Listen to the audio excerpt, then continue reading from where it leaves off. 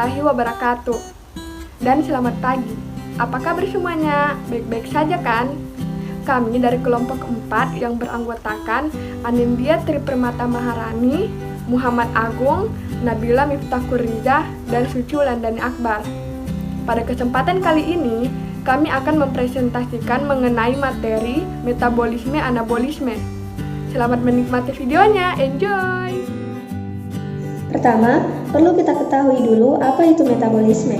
Metabolisme adalah proses reaksi kimia yang terjadi di dalam tubuh makhluk hidup, mulai dari makhluk hidup bersel satu yang sangat sederhana seperti bakteri, protozoa, jamur, sampai makhluk hidup yang susunannya kompleks seperti manusia.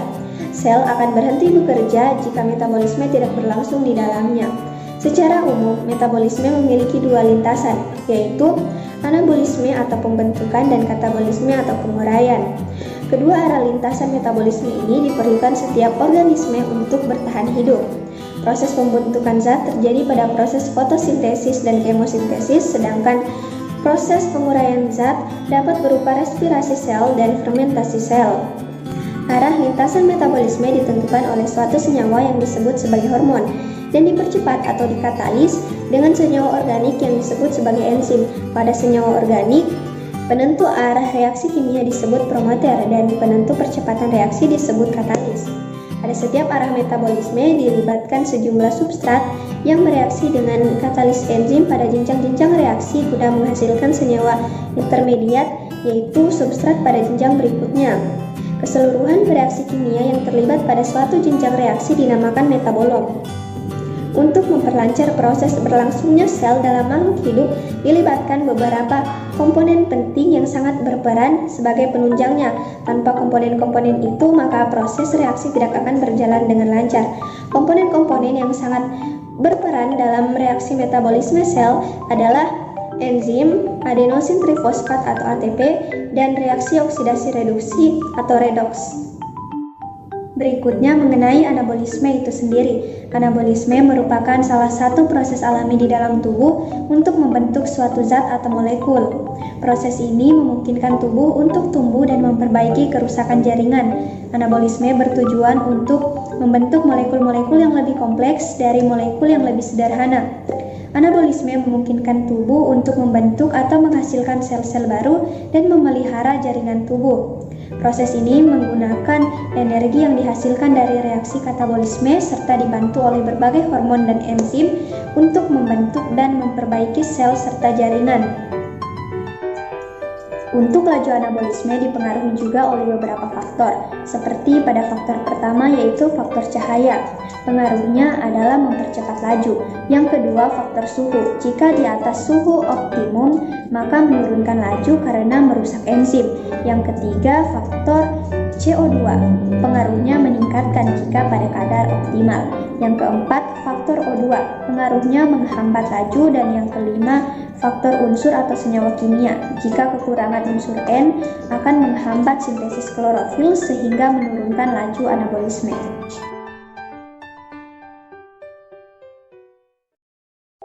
Biosintesis sendiri terbagi menjadi dua, yaitu yang pertama biosintesis lemak, kedua biosintesis asam amino.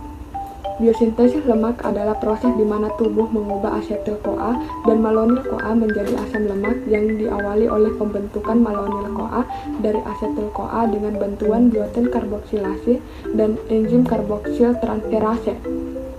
Sintesis asam lemak terjadi di dalam sitosol sel eukariotik, terutama di hepar, ginjal, otak, paru, dan jaringan lemak.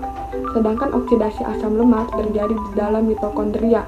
Asam lemak yang dibuat di dalam sitosol kemudian digunakan sebagai unit pembangunan untuk membuat triacylglycerol atau fosfolipid.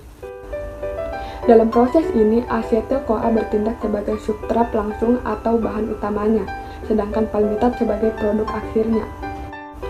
Asam lemak terdiri dari dua macam, yaitu yang pertama asam lemak jenuh atau biasa disebut lemak jahat, merupakan asam lemak yang tidak memiliki ikatan rangkap. Contohnya makanan yang bersumber hewani seperti daging merah, hati, mentega, dan lain sebagainya. Kedua, asam lemak tak jenuh atau biasa disebut lemak baik, merupakan asam lemak yang memiliki satu atau lebih ikatan rangkap. Contohnya omega 3 dan omega 6 seperti kedelai, ikan salmon, minyak jagung, dan lain sebagainya.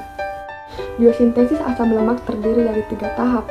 Tahap pertama, proses transport asetil-CoA dari mitokondria ke sitosol. Asetil-CoA tidak dapat menembus membran mitokondria, padahal proses biosintesis asam lemak terjadi di sitosol. Oleh karena itu diperlukan suatu sistem ulang alih gugus asetil melintasi membran mitokondria. Tahap kedua, proses pembentukan asetil-CoA menjadi malonyl-CoA. Reaksi pembentukan malonyl-CoA dikatalisis oleh asetil-CoA karboksilase, yaitu suatu enzim yang sangat kompleks yang mengandung biotin sebagai gugus proteksinya. Tahap ketiga, di mana terjadi pembentukan rantai asam lemak dengan menggunakan sistem asam lemak sintase. Sistem asam lemak sintase ini terdiri atas 7 tempat aktif, bisa dilihat pada slide di samping. Dengan telah terikatnya gugus asetil pada enzim pertama dari 6 enzim kompleks sintetase asam lemak, maka dimulailah mekanisme pemanjangan rantai asam lemak dengan penambahan 2 atom karbon malonyl koenzim secara berturut-turut sampai pembentukan asam palmitat. Selanjutnya, memasuki tahap kondensasi pembentukan AC-asetil SAC, yang dimana asetil ACP ditambah malonyl ACP menghasilkan aseto-asetil ACP ditambah ACP ditambah CO2. Bisa dilihat pada gambar di samping ini. Lalu melangkah ke tahap reduksi gugus keto C3 menjadi gugus metilen. Yang pertama, aseto-asetil ACP direduksi menjadi 3-hidroksibutiril ACP. Reaksi ini memerlukan NADPH sebagai pereduksi. Kedua, dehidrasi 3-hidroksibutiril ACP menjadi krotonil ACP. Ketiga, reduksi krotonil ACP menjadi butiril ACP dengan menggunakan senyawa pereduksi NADPH yang dikatalisis oleh enzim enoil ACP reduktase. Sebagai hasil akhir, reaksi ini terus-menerus dilakukan sehingga menghasilkan asam palmitat dengan panjang rantai mencapai 16 karbon. Asam palmitat dibebaskan dari molekul ACP oleh aktivitas enzim hidrolitik.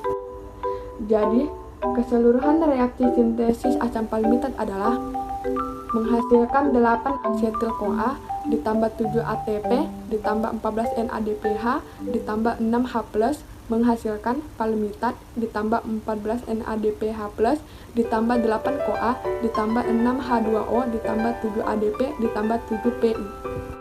Kedua, biosintesis asam amino merupakan monomer yang membentuk protein.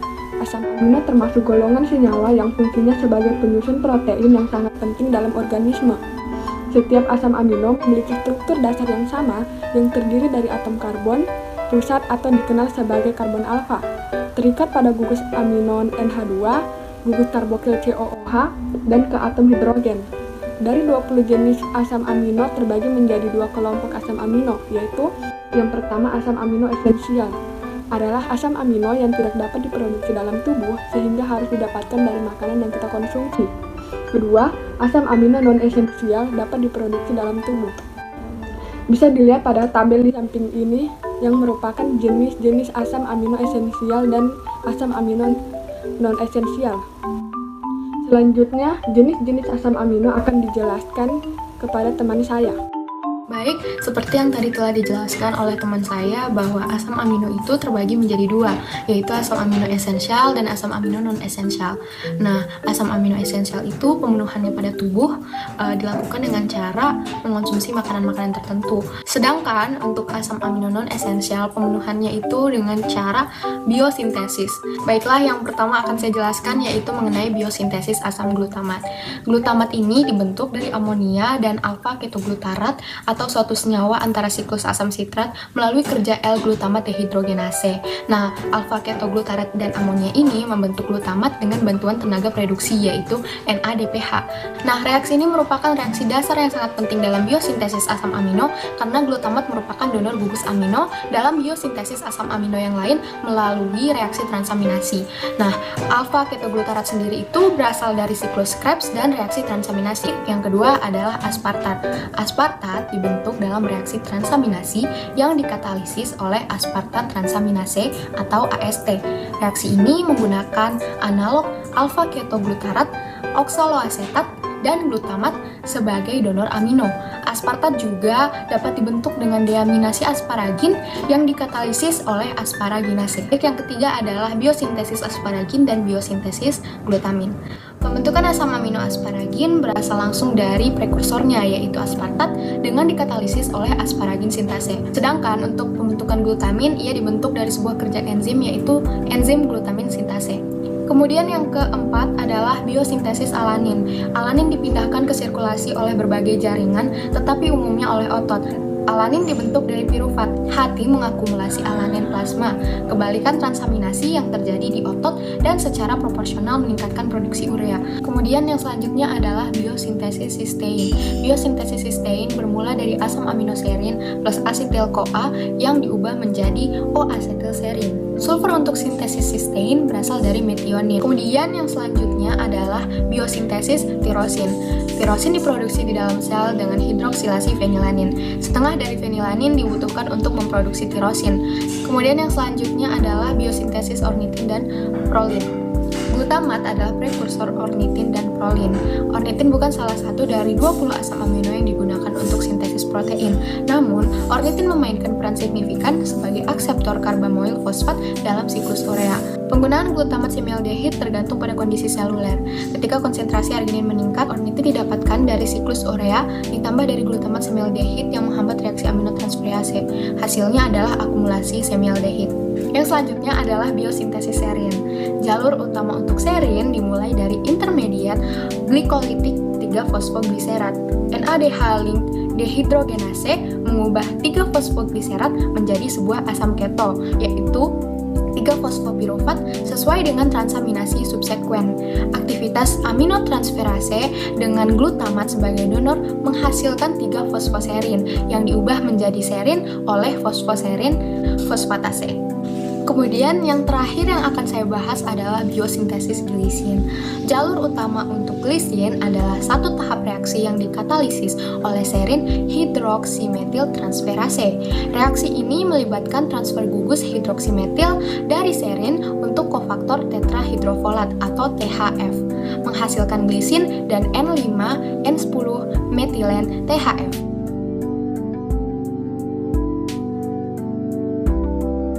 Fotosintesis berasal dari bahasa Yunani, foto yang artinya cahaya dan sintesis yang artinya membuat.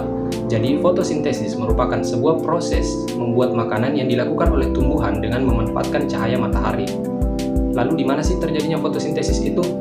Fotosintesis terjadi di daun, pada jaringan mesofil atau lebih tepatnya pada organel yang dinamakan dengan kloroplas. Di kloroplas ini terdapat membran tilakoid yang digunakan pada reaksi terang fotosintesis. Di kloroplas ini juga terdapat stroma yang digunakan pada reaksi gelap fotosintesis. Oke, kita bahas reaksi terang fotosintesis. Reaksi terang fotosintesis terjadi di membran tilakoid. Jika diperbesar, maka membran tilakoid akan nampak seperti ini.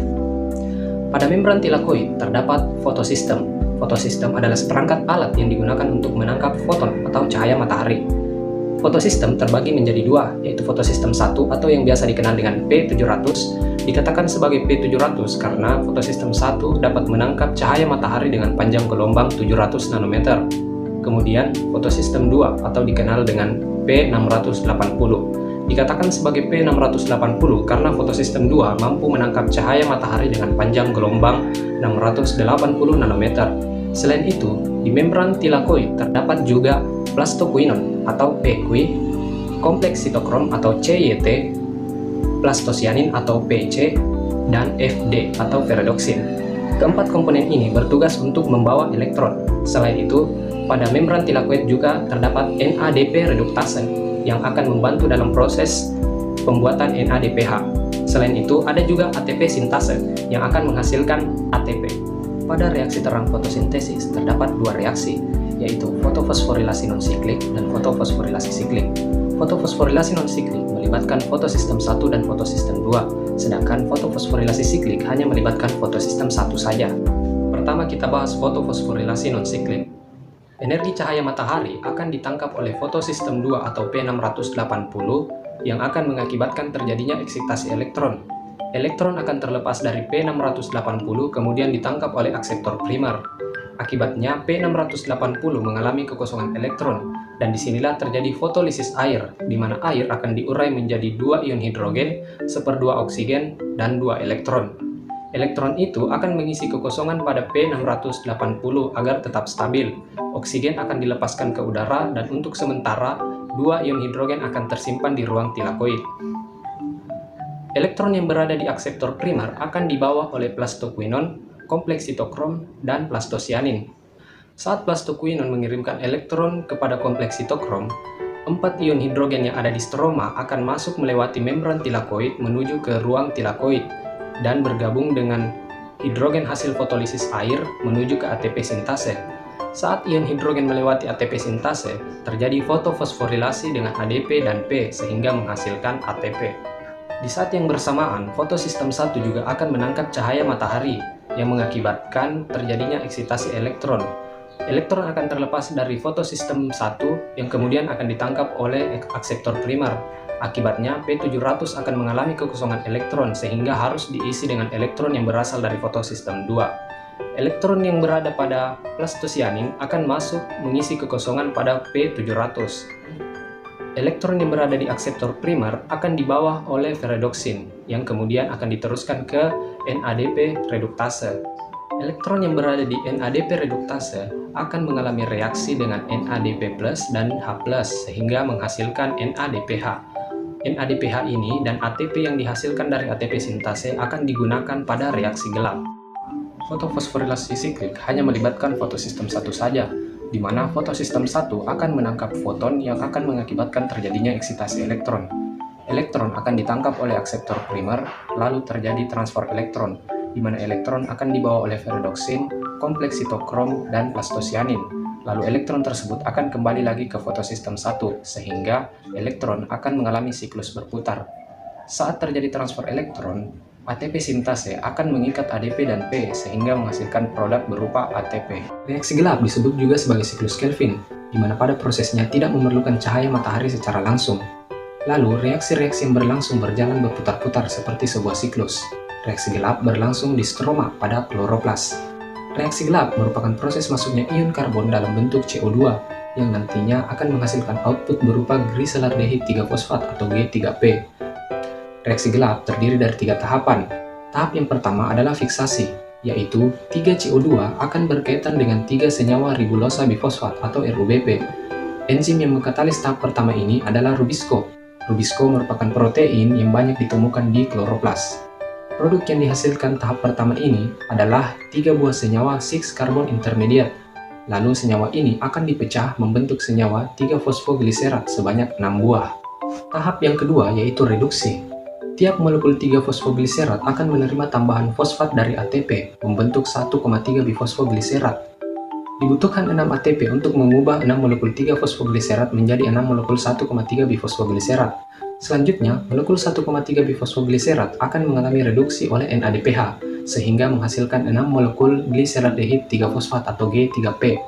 Pada fase perubahan 1,3 bifosfogliserat menjadi G3P, dibutuhkan 6 molekul NADPH yang akan diubah menjadi 6 NADP+, dan pada tahap ini fosfat akan terlepas sehingga menghasilkan molekul G3P. Jadi, setiap molekul CO2 yang menjalankan siklus ini akan terbentuk 6 molekul senyawa G3P, tapi hanya 1 molekul G3P yang dihitung sebagai hasil produksi bersihnya, sedangkan 5 sisanya akan digunakan untuk menyelesaikan siklus ini. Tahap terakhir dalam siklus ini adalah regeneration RUBP. 5 buah G3P akan dikonversi menjadi 3 buah RUBP kembali melalui reaksi yang melibatkan fosforilasi ATP sebanyak 3 buah, sehingga 3 ATP ini akan membentuk 3 buah ADP. G3P yang dihasilkan dari siklus ini akan digunakan sebagai material pembentuk senyawa organik seperti glukosa.